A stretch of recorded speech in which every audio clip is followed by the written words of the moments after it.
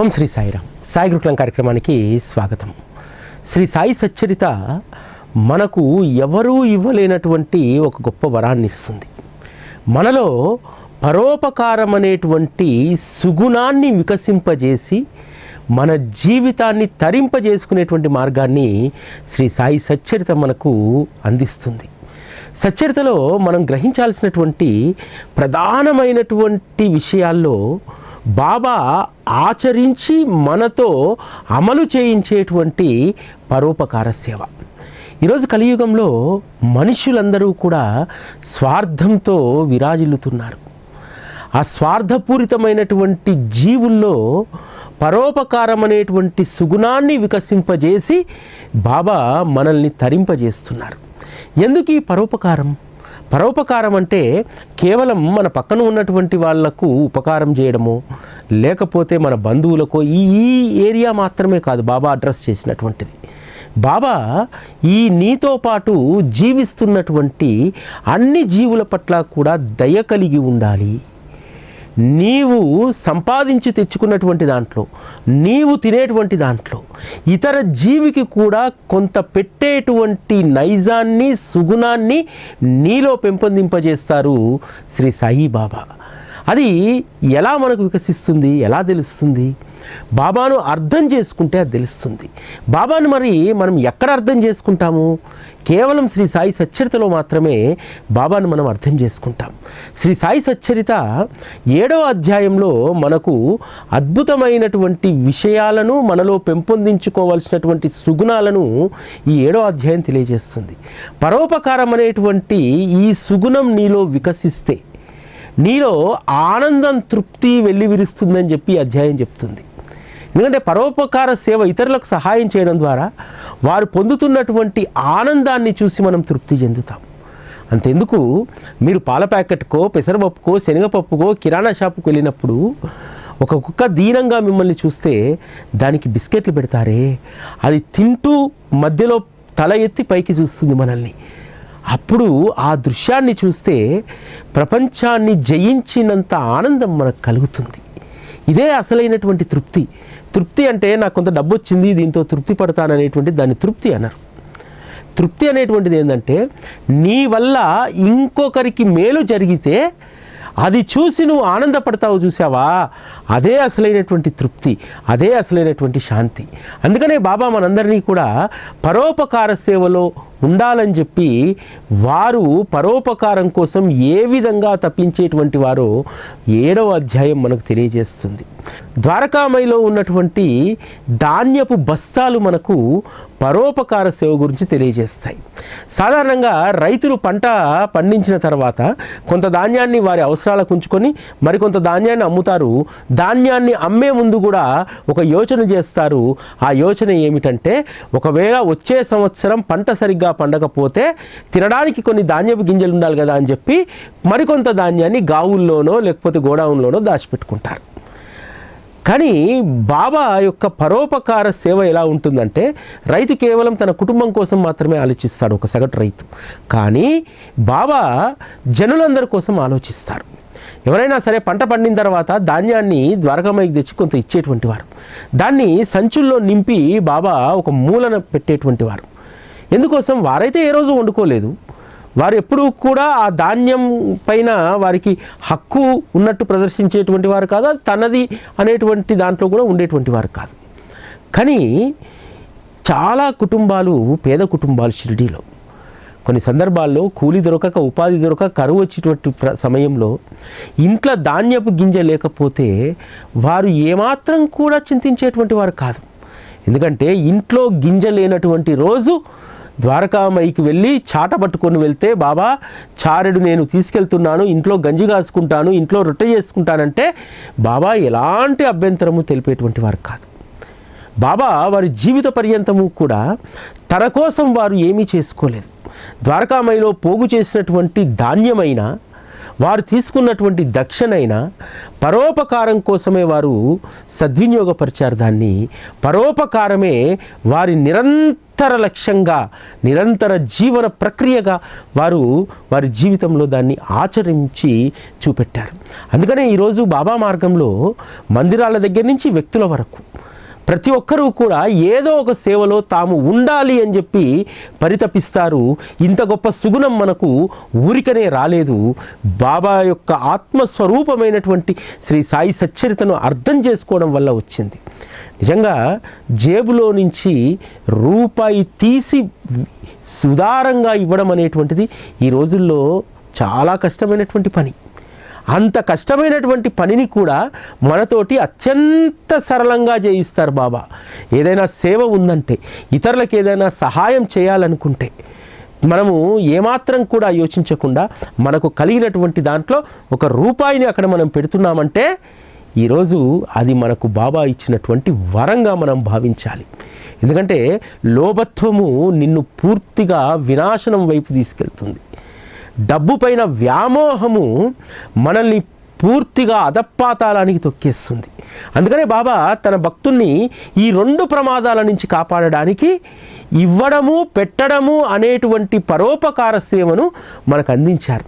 అందుకనే ఈరోజు బాబాను ఆశ్రయించినటువంటి కోట్లాది మంది మనము ఆనందంగా ఉండగలుగుతున్నాం. ఏదైనా రాకూడనటువంటి కష్టం వచ్చిందనుకోండి, మనం సంపాదించినటువంటి డబ్బు 1 లక్షో 2 లక్షలో ఇంకోరికి ఇచ్చామనుకోండి, మామూలు వాళ్ళైతే పూర్తిగా మానసికంగా కుంగిపోతారు. కానీ బాబాను ఆశ్రయించినటువంటి వాళ్ళకు కలిగేటువంటి తక్షణ అనుభవం ఏమిటో తెలుసా? సరే, ఎప్పుడు ఏ జన్మలో అతనికి నేను రుణపడి ఉన్నాను, నా దగ్గర నుంచి డబ్బు తీసుకున్నాడు, డబ్బు తీసుకొని ఇస్తే సంతోషం, ఇవ్వకపోతే అది బాబా నిర్ణయంగా నేను భావిస్తాను అని మరలా జీవితాన్ని ముందుకు సాగిస్తారే, వీరు అసలైనటువంటి ధీరులు. ఆ ధీరులు కేవలం బాబా మార్గంలో మాత్రమే ఉంటారు. ఎక్కడ ఆగిపోరు. బాబా మార్గంలో ఉన్నటువంటి మనము ఎవరో ఏదో అన్నారనో, కష్టం వచ్చిందని చెప్పో మన జీవితానికి అక్కడ కనీసం కామా కూడా మనం పెట్టం, సాగిస్తూ వెళ్ళిపోతూనే ఉంటాం. ఎందుకని? ఈ జరిగినటువంటి ఈ పరిణామము ఖచ్చితంగా బాబాకు తెలుసు. కాబట్టి బాబా నిర్ణయం ఏదుందో దాన్ని శిరసావహిస్తూ ముందుకు వెళ్ళడమే తప్ప ఇందులో తప్పులు ఎంచేటువంటి సామర్థ్యం నాకు లేదు అనేటువంటి ఒక దృక్పథంతో మనం ఉంటాం. అదే మన జీవితానికి ఒక గొప్ప ఆభరణం. ఎవరమైతే జీవితాన్ని ఆపకుండా ముందుకు సాగిస్తామో, ఆ ముందుకు సాగించేటువంటి దాంట్లో మనతో ఉన్నటువంటి భరోసా శ్రీ సాయిబాబా. మళ్ళీ మనల్ని వెనక్కి చూడనియరు. చాలామంది వెనక జరిగిపోయినటువంటి దాని గురించి, వెనకటి రోజుల గురించి మాట్లాడతారు. కానీ బాబాను ఆశ్రయించినటువంటి మనందరము కూడా భవిష్యత్తు గురించి కలలు కంటాం. ఇంకా భవిష్యత్తులో బాబా నన్ను ఎంత బాగా చూసుకుంటారు, బాబాతో ఇంకా నాకు ఎంత గొప్ప అనుబంధం కలుగుతుంది అనేటువంటి భవిష్యత్తును దర్శిస్తాం తప్ప జరిగిపోయినటువంటి దాన్ని మనం ఎప్పుడూ కూడా మనం పరిశీలనలోకే తీసుకోం. ఇది మనందరికీ ఉన్నటువంటి గొప్ప సుగుణం. అది కేవలం శ్రీ సాయిబాబా ఆశ్రయం వల్ల మాత్రమే మనకు కలిగింది.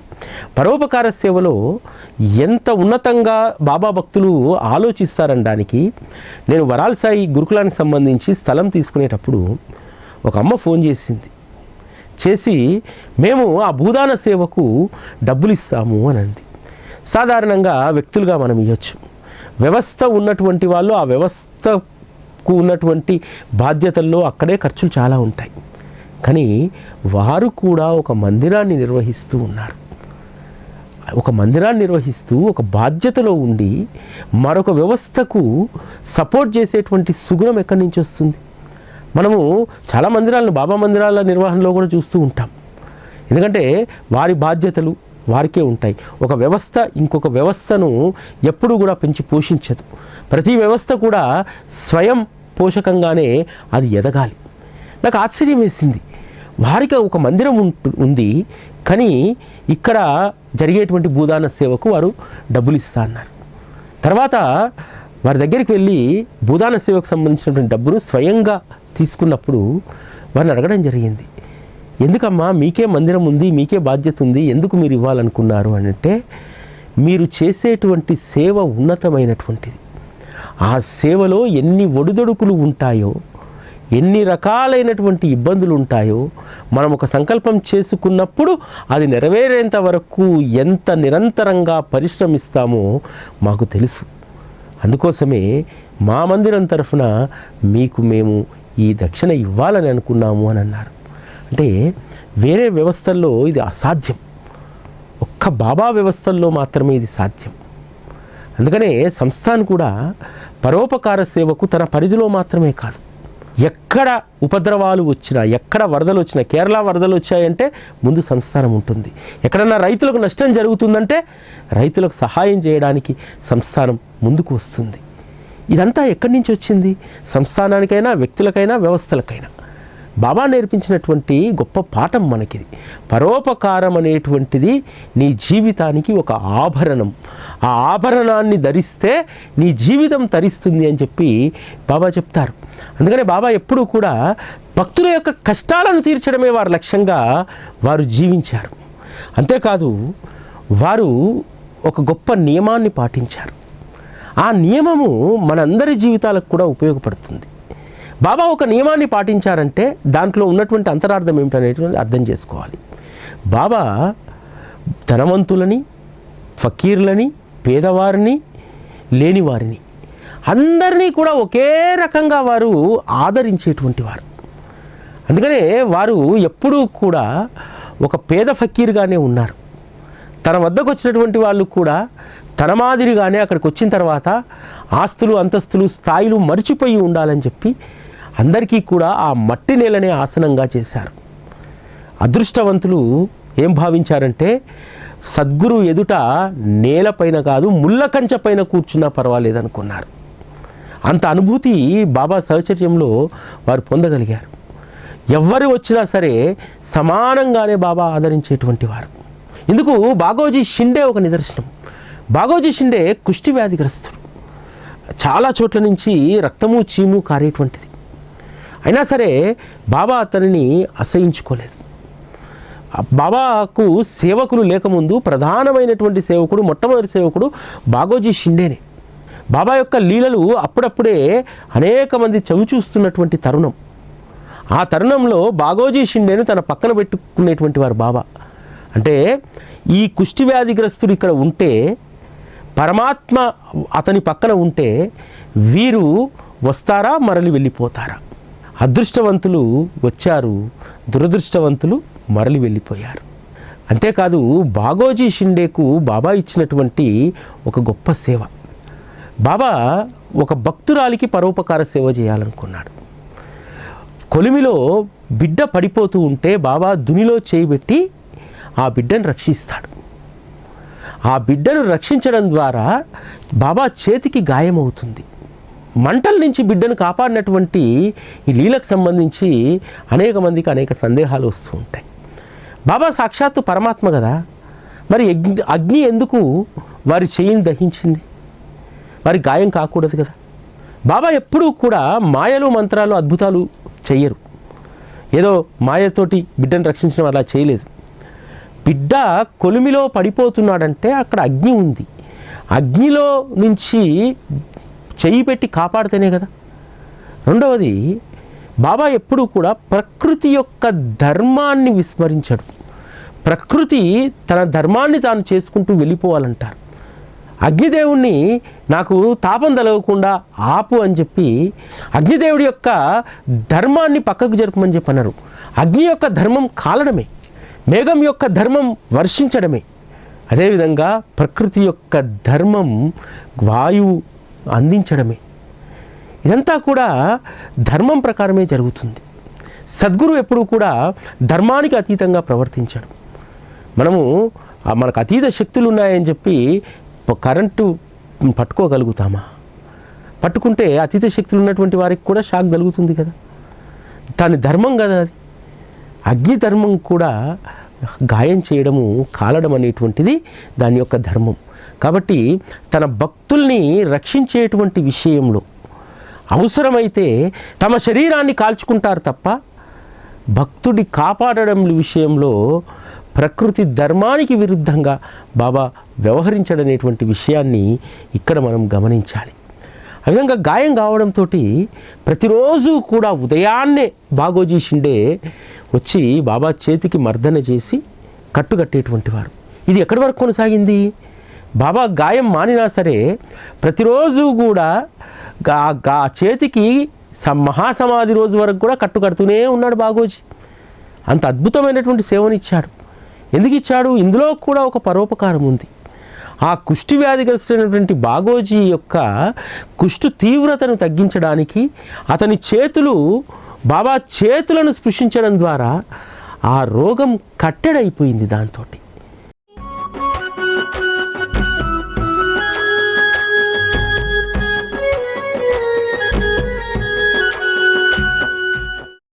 మీ అభిమాన సాయి టీవీ 11 వసంతాలు పూర్తి చేసుకోబోతుంది. సాయి టీవీ ద్వారా భవిష్యత్తులో మరిన్ని కార్యక్రమాలను ఆస్వాదించాలంటే ఈ వ్యవస్థను సాంకేతికంగా అభివృద్ధి చేసుకోవాలి. ఇందుకోసం సాయి టీవీని అభిమానించే వారందరి నుండి ఆర్థిక చేయూతను అభ్యర్థిస్తున్నాం. సాయి టీవీ 11వ వసంతోత్సవం ఈ శ్రావణ పౌర్ణమిన రక్షాబంధన్ సందర్భంగా సాయి టీవీని మీ తోబుట్టువుగా భావించి మీ శక్తి మేరకు ఆర్థిక సహకారాన్ని అందించండి. సాంకేతిక అభివృద్ధికి సహకరించండి. వివరాల కోసం 9010084299 9848614440. బాబా షిర్డీకి వచ్చినటువంటి తొలినాళ్ళలో పెద్దగా ఎవరి దగ్గర దక్షిణ తీసుకునేటువంటి వారు కాదు. కానీ తర్వాత కాలంలో దక్షిణ ఇస్తే వారు తీసుకున్నటువంటి దక్షిణను అందరికీ పంచేవారు, కొంత భాగాన్ని ఉంచేవారు మొదట్లో. ఎందుకోసము? షిర్డీలో ఉన్నటువంటి గ్రామ దేవతల యొక్క మందిరాలను పునరుద్ధరించాలని చెప్పి. ఆ విధంగా భక్తులు ఇచ్చినటువంటి డబ్బులతోటి తాత్యా కోతే పాటిల్ ఆధ్వర్యంలో షిర్డీలో ఉన్నటువంటి శని, మారుతి, గణపతి దేవాలయాలను బాబా పునరుద్ధరించడం జరిగింది. అంటే బాబాకు సమర్పించినటువంటి దక్షిణ, ఆ దక్షిణ ద్వారా భక్తులకు ఎంత గొప్ప పుణ్య ఫలితాన్ని ఇచ్చారు. పరోపకార సేవకు దాన్ని ఉపయోగించి, అది మనుషుల కోసం కూడా కాదు, భగవంతుని యొక్క ఆలయాల పునరుద్ధరణ కోసము ఆ రోజు భక్తులు ఇచ్చినటువంటి ధనాన్నంతా కూడా ఉపయోగించి ఆ మందిరం పునరుద్ధరించినటువంటి ఫలితాన్ని, పుణ్యాన్ని ఆ భక్తులకు అందించారు. బాబా మనకు చేసేటువంటి మేలును మనము పసిగట్టలేము. మనము అనుకుంటాము ఈరోజు బాబా సేవకు ఒక 1000 రూపాయలు ఇచ్చామనుకుంటాం. కానీ ఆ 1000 రూపాయల ద్వారా బాబా 1,00,00,000 రూపాయల పుణ్యాన్ని మనకు అందిస్తారు. లేకపోతే అనేక ప్రాంతాల నుంచి వచ్చి ఇచ్చినటువంటి భక్తుల యొక్క దక్షిణ ఆ మందిరాల నిర్వహణకు వెచ్చించాడు కదా. నిజంగా వ్యక్తిగతంగా వారు ఇటువంటి పని చేయగలుగుతారా? మందిర పునర్నిర్మాణాలు కానీ లేకపోతే మందిర నిర్మాణాలు కానీ మనం వ్యక్తులుగా కొన్ని చేయలేనటువంటి వాటిని బాబా మనతో చేయిస్తారు. బాబా మందిరం నిర్మితం అవుతుందంటే ఎందుకు మన శక్తి మేరకు మనం ధనాన్ని అక్కడిస్తాం. నీకు మందిర నిర్మాణంలో భాగస్వామ్యం అయ్యేటువంటి బాకీ నీకు ఉంది కాబట్టి, నువ్వు ఒంటరిగా నువ్వు చేయలేవు కాబట్టి, నువ్వు కూడా నీకు కలిగినటువంటి దాన్ని అక్కడ సమర్పిస్తే నువ్వు అందులో భాగస్వామ్యం అయినట్టు, ఆ ఫలితం, ఆ పుణ్యం కూడా నీకు దక్కుతుంది అనేటువంటి విజ్ఞతను బాబా మనకిస్తారు. మీరు ఈరోజు చాలా చోట్ల చూడండి, వేరే ఆలయాలు కొన్ని సంవత్సరాల పాటు నిర్మించబడతాయి. బాబా ఆలయాలు సంవత్సరం లోపల పూర్తయిపోతాయి పునాది వేసిన తర్వాత. ఎందుకు? బాబా అనేక విత్తనాలను నాటి ఉన్నాడు. ఆ విత్తనాల నుండి వచ్చేటువంటి ఫలాలు అక్కడొచ్చి పునాదుల్లో, అదేవిధంగా గోడల్లో, విగ్రహాల్లో, విగ్రహ రూపంలో అన్నిట్లో కూడా అవి కలుస్తాయి. వచ్చి ఆ ఫలాలన్నీ కూడా తన భక్తులకు ప్రేమ, పరోపకారం అనేటువంటి గొప్ప సుగుణాలను ఇచ్చాడు, పెట్టుబడి పెట్టాడు బాబా. ఈరోజు బాబాకు ఇన్ని కోట్ల మంది భక్తులు ఉన్నారంటే మనందరము కూడా ఆయన ఎంచుకున్నటువంటి, ఆయన ఆచరించమన్నటువంటి పరోపకార సేవకు మనం ఇన్వెస్టర్లం. మనల్ని తయారు చేసి పెట్టుకున్నాడు. మీరు చూడండి, లౌకికంగా వ్యాపారంలో ఇన్వెస్టర్స్ చాలా ప్రధానమైనటువంటి వాళ్ళు. అదేవిధంగా బాబా మార్గంలో వారు చేసేటువంటి సేవలో, పరోపకార సేవలో మనం స్టేక్ హోల్డర్స్, మనం చాలా గొప్పగా చెప్పుకోవాలి. నేను భాగస్వామిని బాబా మార్గంలో జరిగేటువంటి సేవకు. నేను నా వ్యక్తిగతంగా పరోపకార సేవ చేయలేకపోవచ్చు, కానీ బాబా నన్ను ఏదో విధంగా అందులో ఇన్వాల్వ్ చేస్తాడు, ఆ భాగ్యాన్ని నాకు కల్పిస్తాడు అనేటువంటి దాంట్లో మనం ఎప్పుడూ ఉండాలి. దీని అర్థం ఏమిటంటే మన జీవితాన్ని బాబా సద్వినియోగం చేస్తారు, మనం సంపాదించేటువంటి ధనాన్ని సద్వినియోగం చేస్తాడు, మన యొక్క సమయాన్ని మన ఆలోచనలు కూడా బాబా సద్వినియోగం చేస్తాడు. బాబా చేసినంతగా సద్వినియోగం భక్తుడి జీవితాన్ని మరెవరూ చేయలేరు. ఎందుకంటే వారు చెప్పినటువంటివి దాదాపు అన్నీ మనం అమలు చేస్తాం తెలుసా. బాబా ఎప్పుడూ నన్ను గుర్తుపెట్టుకోండి అని అంటారు, గుర్తుపెట్టుకుంటాం. స్మరణ గొప్ప పుణ్యాన్ని ఇస్తుంది. అదేవిధంగా నా నామాన్ని స్మరించండి అని అంటారు, మన సమయం సద్వినియోగం అవుతుంది. నా సేవలో భాగస్వాములు అవ్వండి అని అంటారు. ఏ గుడికో ఏ అన్నదానానికో దేనికో మనం సంపాదించినటువంటి దాంట్లో తృణమో ఫ్రణమో అక్కడ మనం సమర్పిస్తాం, అక్కడ మనల్ని పుణ్యవంతులుగా చేస్తారు. ఎప్పుడూ వారి ధ్యాసలో ఉండడం ద్వారా మనల్ని భాగ్యవంతుల్ని చేస్తాడు. ఇంత గొప్ప సద్గురు దైవం కలియుగంలో మరెవరూ ఉండరు. అందుకనే ఈరోజు కలియుగంలో బాబా పట్ల ఉన్నటువంటి విశ్వాసం అలాంటిది. నా పట్ల మీకు ఎలాంటి విశ్వాసం ఉండాలి అనే దానికి బాబా చేసినటువంటి ఒక అద్భుతమైనటువంటి లీల 7వ అధ్యాయంలో ఉంటుంది. ఒక వ్యక్తికి కళ్ళన్నీ కూడా ఎర్రబారిపోయి నీరు గారుతూ బాబా దగ్గరికి వస్తాడు. బాబా నా కళ్ళ యొక్క బాధను తగ్గించమంటాడు. బాబా జీడి గింజల్ని నూరి అతని కళ్ళకు కడతాడు. సాధారణంగా జీడి గింజ మన చర్మానికి ఎక్కడైనా దాని రసం తాకితేనే పుండవుతుంది. అటువంటిది బాబా అతని కళ్ళకు కట్టుకడతాడు. మామూలుగా పాలతో కడుగుతారు, లేకపోతే రకరకాలైనటువంటి ఆకుమందో లేకపోతే ఏదో వేస్తారు కళ్ళకు. కానీ బాబా ఆ జీడి గింజలు కడుతున్నప్పుడు ఆ వ్యక్తి అసలు ఏమీ మాట్లాడలేదు. జీడి గింజలే కాదు, బాబా విషం పోసినా సరే కళ్ళు ఉండాలా ఉండకూడదు అనేటువంటిది ఆయన నిర్ణయం అని చెప్పి విశ్వాసానికి ఈ లీల ఒక పరాకాష్ట. జీడి గింజలను నూరుతుంటేనే భయం వేస్తుంది మనకు, చేతికి ఎక్కడ తగులుతుందో మొహానికి ఎక్కడ జిమ్ముతుందో అని. అటువంటిది సున్నితమైనటువంటి కళ్ళకు కడుతుంటే ఆ భక్తుడు ఒక్క మాట కూడా మాట్లాడలేదు. దాని ఫలితం ఏంటి? తెల్లారి అతని యొక్క నేత్రాలు స్ఫటికంలా మారిపోయాయట.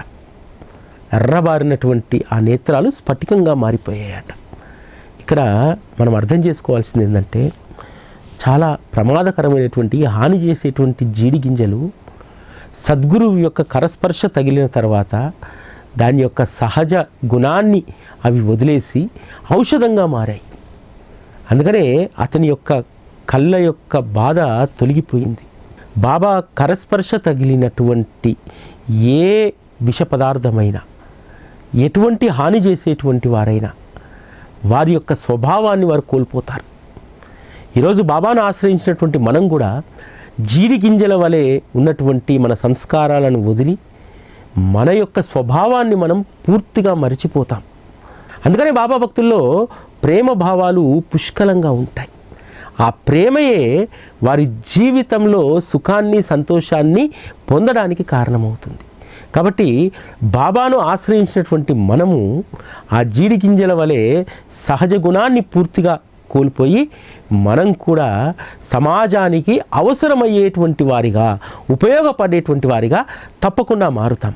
ఈరోజు బాబా మార్గంలో ఈ సమాజానికి మనందరం ఎంత ఆదర్శం అంటే ఇటీవల కాలంలో నేను చూస్తూ ఉన్నాను.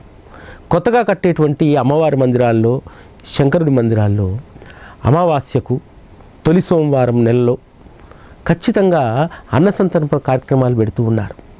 ఆ సేవకు ఆదర్శం ఎవరు? ప్రతి గురువారం సాయిబాబా మందిరాల్లో జరిగేటువంటి అన్నదాన కార్యక్రమం ఈరోజు అనేక వ్యవస్థలకు ఒక ఆదర్శంగా మారింది. ఇటీవల కాలంలో గ్యాస్ కొరత వచ్చినప్పుడు ఆ సేవలు ఆగాయి.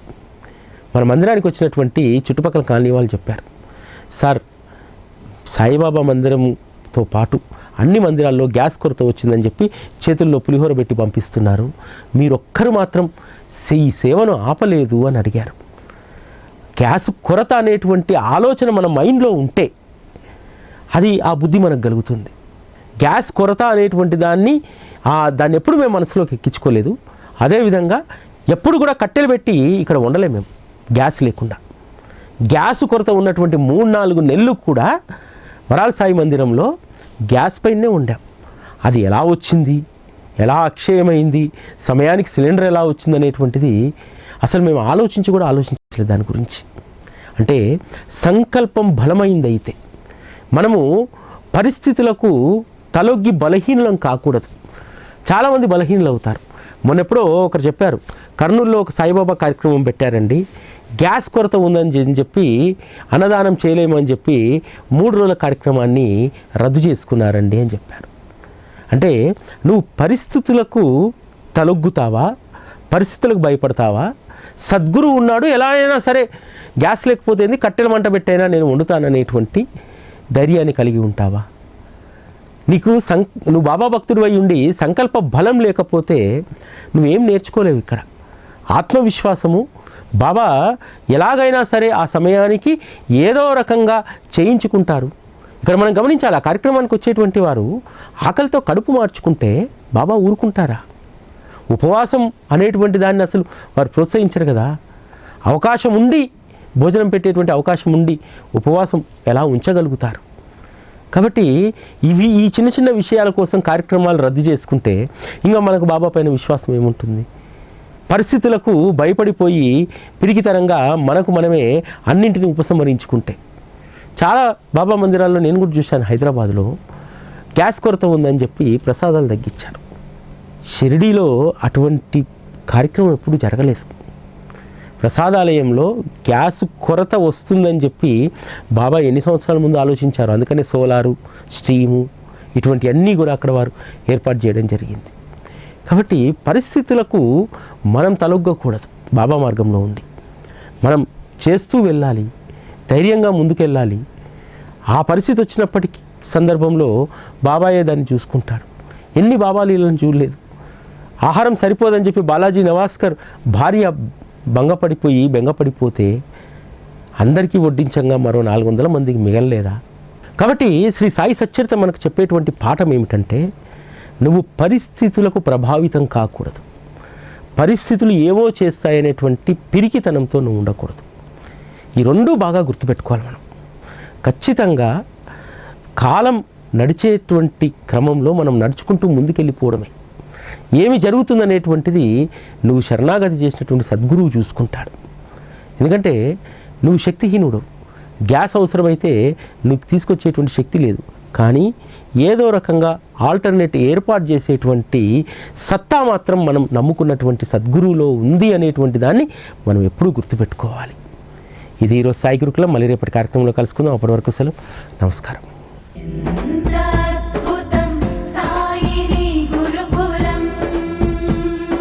శిక్షణే తప్ప శిక్షలు లేని శరణాగతి సౌదం.